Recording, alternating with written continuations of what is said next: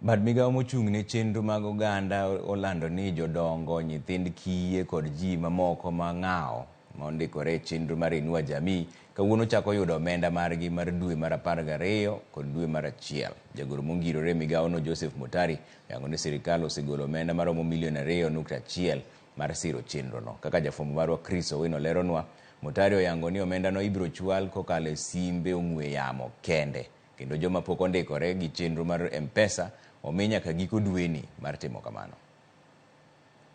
Jodongo, nyithi kiye kaachiel kod joma ochando e bwo chenro mar Inua Jamii program koro nyalo buonjo kochomo e bengi bang' sirikal chako chenro mar oronegi chudo mag dwe mar 12 kaachiel kod dwe mar 1 higani kochakore kawuono. Na Inua Jamii yote kwa jumla, ile ya wazee au watoto na hiyo walemavu, kuanzia leo tunawasihi wale wazee waende kwa benki wachukue pesa yao vile uwaga wanachukua, waende kwa M-Pesa kwa agent ya banks, KCB bank agents, pesa yao iko hapo, so waende wazichukue alafu iwasaidie. Jagoro mongirore bad migawo mochung' ne ngima dhano Joseph Mutari oyango ni jodongo kod nyithi kiye dhi chako yudo omenda makamago bang' sirikal golo omenda maromo milion 2.1 e giko juma mokalo.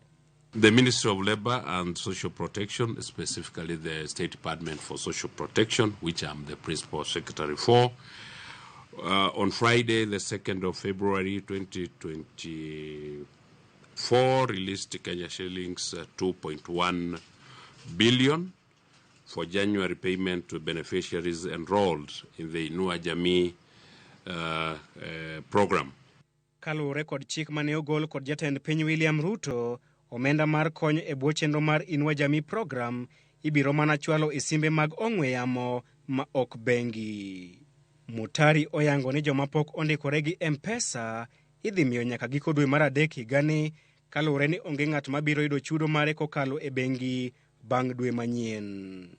Nirudie tena ya kwamba wale ambao hawajaingia katika enrollment, hawaja-enroll katika M-Pesa, wahakikisha ya kwamba wame-enroll kufikia leo.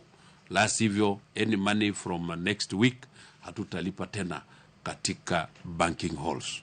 Lakini hii ni clarify, it does not involve wazee. Wazee, wale all the persons cash transfer is will continue the way it has been continuing. E okenge mar neno ni ji maromo 100,000 mapod ok ondikore gi M-Pesa otimo kamano, sirikal osechopo e winjruok kod kambi mar Safaricom mar miyo gi simbe mag ong'we yamo e nengo mapiny.